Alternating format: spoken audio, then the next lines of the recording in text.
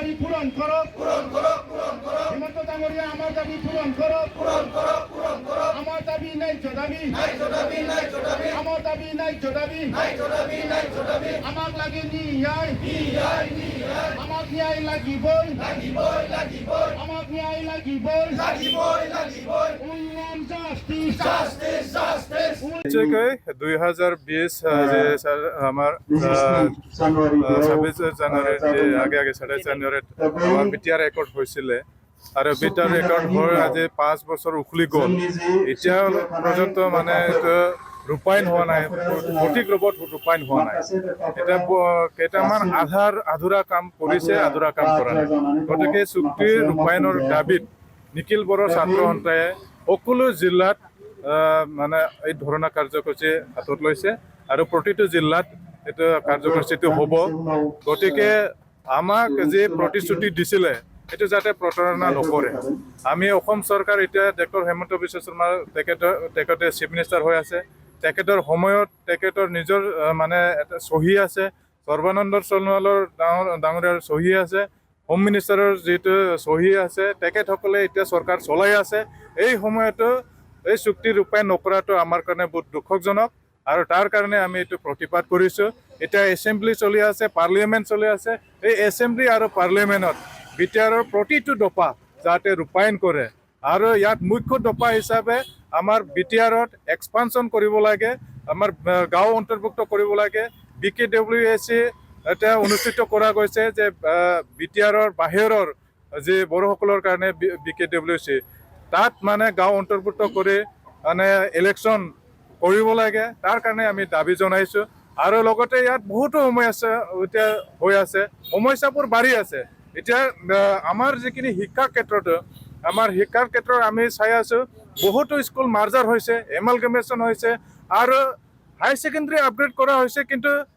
মানে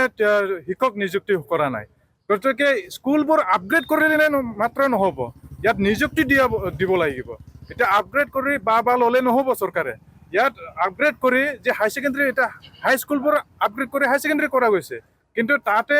আমাৰ পৰ্যাপ্ত শিক্ষক নাই এতিয়ালৈকে নিযুক্তি হোৱা নাই অলপ দি থাকে কিন্তু এইটো পৰ্যাপ্ত নহয় গতিকে সেইবোৰ আমাৰ দাবী আৰু ইয়াত আমাৰ যি ST স্কলাৰশ্বিপ এতিয়া বহুত বছৰ 4 বছৰ 5 বছৰ ৰৈ গ'ল 5 বছৰ এতিয়ালৈকে স্কলাৰশ্বিপ দিয়া নাই পোষ্ট মেট্ৰিক স্কলাৰশ্বিপ যে মেট্ৰিক পাছ কৰি কলেজত পঢ়া মেট্ৰিক মানে হাই ছেকেণ্ডেৰী পঢ়া বা আমাৰ যে PhD লৈ কৰিব মানে যি স্কলাৰশ্বিপ পাব লাগে ST স্কলাৰশ্বিপ সেইটো এতিয়া ৰৈ আছে এতিয়া আমি RTI কৰি ওলালোঁ বা পাৰ্লিয়ামেণ্ট আমাৰ ৰাজ্যসভাৰ বা ৰংগৰা নাৰ্জাৰীৰ তেখেতৰ কুৱেশ্যনাৰীত এতিয়া ওলাই গৈছে 5 বছৰীয়া ৰিলিজ কৰা গৈছে আপ টু মানে 2026 to 27 লৈকে ৰিলিজ কৰা গৈছে চেণ্ট্ৰেল মানে চৰকাৰৰ পৰা কিন্তু আমাৰ অসম চৰকাৰৰ পৰা ইয়াত মানে বিতৰণ কৰা হোৱা নাই গতিকে এইটো বিতৰণ কৰিব লাগে অতি শীঘ্ৰে এপ্লিকেশ্যনটো দিয়ে এপ্লাই কৰা গৈছে মানে আমাৰ ছাত্ৰ ছাত্ৰীসকলে এপ্লাই কৰা গৈছে কিন্তু আজি পৰ্যন্ত পাবলৈ সক্ষম হোৱা নাই ST স্কলাৰশ্বিপ গতিকে এই সমস্যাবোৰ এতিয়া জৰ্জৰিত হৈ আছে আৰু এই সমস্যাবোৰ যাতে সমাধান কৰে আৰু আমাক যাতে এইটো বিটিআৰ ৰেকৰ্ডটো মাত্ৰ কাগজত হ'লে নহ'ব এই কাগজত চহী কৰি কাগজত ৰেকৰ্ড কৰি হ'লে নহ'ব এতিয়া বাউণ্ডাৰী এক্সপ্ৰেছন হ'ব লাগে ইয়াত মানে আমাৰ যিখিনি কনষ্টিটিউশ্যন এইটো কনষ্টিটিউশ্যনটো বৃদ্ধি কৰিব লাগে আৰু ইয়াত যাতে BKWSC বিটিআৰ কৰি আৰু দুটাটো যাতে ভালকৈ সুকলমে ইলেকশ্যন কৰি ভাল এটা যাতে আমাৰ যিখিনি আমাৰ চুক্তি কৰা গৈছিলে এইটো চুক্তিটো যাতে ৰূপায়ণ হয় তাৰ কাৰণে আমি দাবী জনাইছোঁ আৰু এইটো মানে পাৰ্লিয়ামেণ্ট যাতে এই পাৰ্লিয়ামেণ্টতে 125th এমেণ্ডমেণ্ট এটা দি গৈছিলে আৰ্টিকেল 125th এমেণ্ডমেণ্ট কৰিবলৈ তেখেতসকলে প্ৰতিশ্ৰুতি দিছিলে 2019 চনতে আৰু 2019 চনত আমিও দাবী জনাইছোঁ যে 6th শিডিউলত ডাইৰেক্ট ফাইনেন্স এটা লাগে গতিকে এইটো ভাৰত চৰকাৰে আপ টু ৰাজ্যসভালৈকে উত্থাপন কৰি থোৱা আছে আৰু এইটো যাতে এই পাৰ্লিয়ামেণ্টত যাতে বিলটো পাছ কৰাই দিয়ে তাৰ কাৰণে আমি দাবী জনাইছোঁ আৰু নিখিল বড়ো ছাত্ৰ সন্থা তাৰ অবিহনে আমি শান্ত নহ'ব আমি এই আন্দোলন জাৰি ৰাখিম